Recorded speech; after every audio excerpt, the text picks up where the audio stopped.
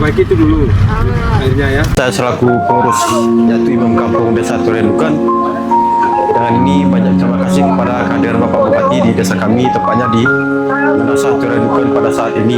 Kami membersihkan yaitu Menasah, halaman-halaman Menasah, karena selama ini masa kami sudah terdampak yaitu bencana sudah memasuki lumpur sehingga 2 meter ke atas. Di Ramadan bagaimana Pak? Ya, sarana ibadahnya tetap di lokasi ini?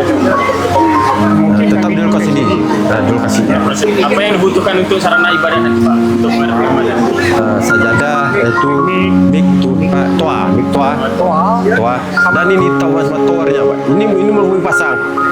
Jadi inilah kedua keadaannya untuk tower mic itu sekitar ketinggiannya sekitar 25 atau 30-an lah ya ke atas ya. Dari sini itu kan kami taruh di atas sehingga waktu kami naik itu siang itu bisa nanti bocor.